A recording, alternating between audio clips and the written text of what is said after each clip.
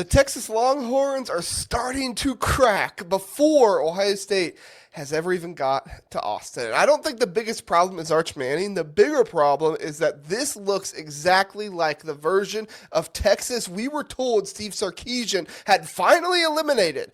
But on this episode of the Big Ten Huddle presented by FanDuel, it's about why one ugly Texas scrimmage is turning into something much, much bigger, and why Ohio State fans should be paying very close attention, and all Big Ten fans should be paying very close attention here, because I know what the Texas response is going to be. People are going to say, oh, it's practice. The defense is really good. It was nearly 150 degrees on turf. I've played in that kind of heat. That doesn't make you just automatically hate everybody around you. It does make you a little, bit more angry, but you can control it, all right? And all of those things can be true, but 4 turnovers are real. Steve Sarkeesian calling his own offense sloppy is real. Arch Manning being described as inefficient, again, is real. 2 starting offensive linemen missing that scrimmage is real. And a veteran linebacker being dismissed for conduct detrimental to the team less than a month before Ohio State comes to town is definitely real. So if you haven't caught up with it,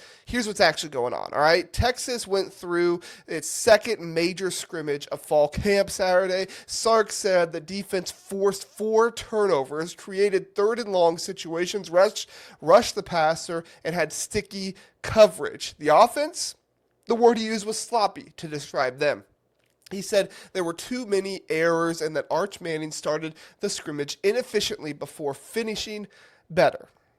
Now, to be fair, Arch did finish with touchdown throws, and Sark said that he had practiced well during the week. And I'm not going to take 50 practice snaps and tell you Arch Manning suddenly forgot how to play quarterback, but it does leave you with some concern about the way things went last year, and if he really did improve considering how poorly he started against Ohio State last year. But this is the second scrimmage where Sark has publicly talked about Arch needing to be cleaner and more efficient. After the first one, Sark said Arch could play cleaner, more efficiently, and more accurately. Now we get to another uneven start, and that matters when your entire national championship case is built around the idea that year 2 Arch is supposed to be different. It's supposed to be his Heisman season for a lot of people, they're saying. And that's where this gets really interesting, because listen, I have been saying this for years. Steve Sarkeesian is the SEC version of James Franklin. And Texas fans hate it when I say that, because Sark looks like their guy. He looks like the one that's brought them back. He recruits like the guy. He has the scheming offense like the guy. He gets NFL talent everywhere. He can win 10, 11, 12 games. But when the stakes become national title stakes, we keep having the same conversation. At Texas, Sark is 6-9 against AP top 10 opponents. He had made deep playoff runs, but with all this talent, money, and recruiting power, Texas is still chasing the championship everyone keeps assuming is inevitable. And that's James Franklin territory to me. Really good coach, like he can coach, that's fine, all right, but massive expectations. And when you ask whether the program is truly one of America's elites, the answer becomes a debate. And now the pressure is coming early, because this isn't just one bad Arch practice floating around and people are kind of talking about it a little bit. No. Texas fans have been reacting to practice reports and social clips for weeks now. Remember the Cam Coleman catch earlier in camp? Texas put out an awesome one-handed catch that he had. He got millions of impressions, and instead of everybody talking about Cam Coleman and how special he was, there was a lot of people who talked about that, you dissect that video, and Arch threw a ball, or maybe a ball got tipped, that looked really, really bad. The catch became secondary because of how terrible the throw was. Everybody wants to talk about Arch. Then came the first scrimmage and another conversation about Arch needing to play cleaner. Now, the second scrimmage comes. The offense turns it over 4 times. Sark calls it sloppy, and the message board excuses machine just starts warming up. Again, warm it up. It's only practice. The defense is just so elite. They're tired. It's hot. The offensive line was missing some guys. And here's what's funny.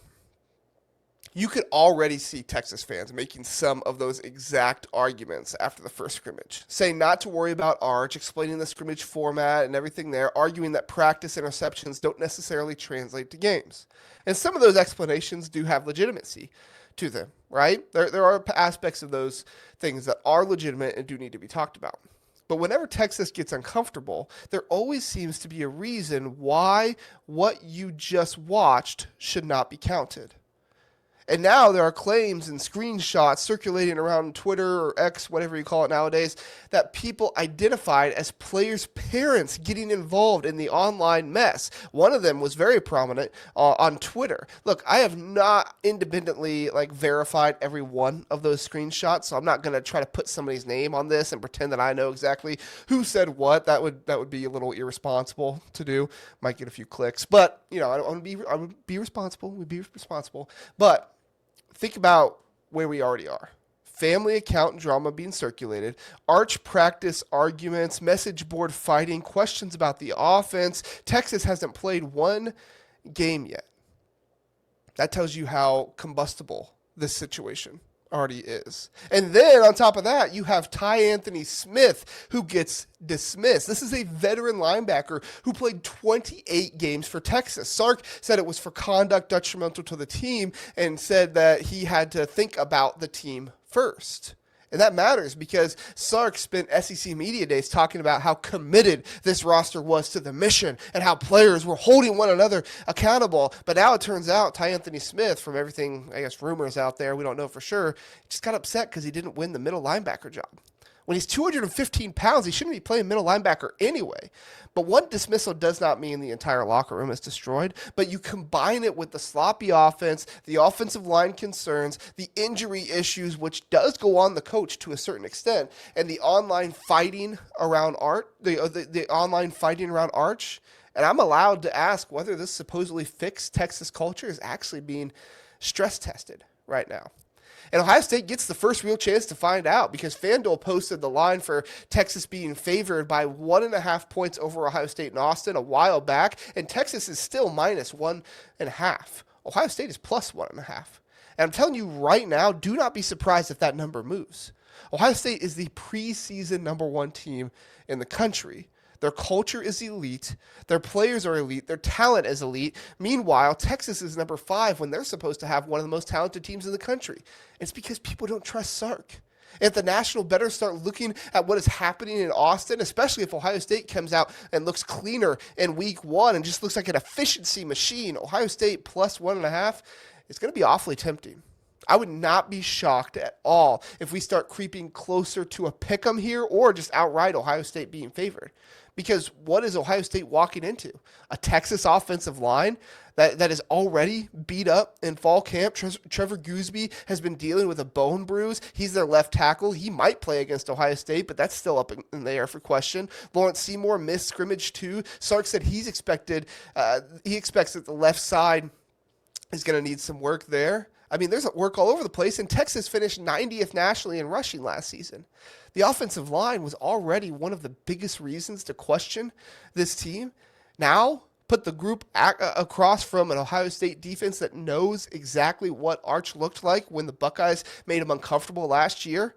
Remember, Texas went to Columbus ranked #1 last season and scored 7 points. Arch was 16 of 29 for 167 yards. Yes, he had a touchdown pass, give him credit, but he also had an interception, and the team scored 7 points. They lost 14-7.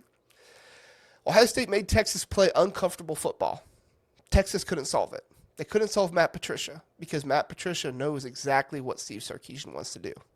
So if you're Ryan Day, Matt Patricia, and that Ohio State defensive staff, what you're thinking right now is pressure.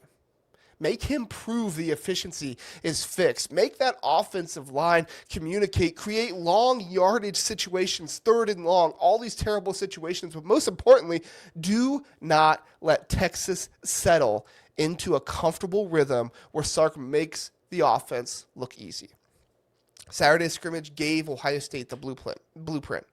3rd and long, pressure the quarterback, attack the football, make Texas prove it can stay compose. And you might say, well, Stark is just trying to challenge him. And they're just trying to, at a certain point, when your challenges aren't working, or at least you should know. And so now you should zoom this thing out, because this is where the SEC part makes me kind of laugh. Excuse me.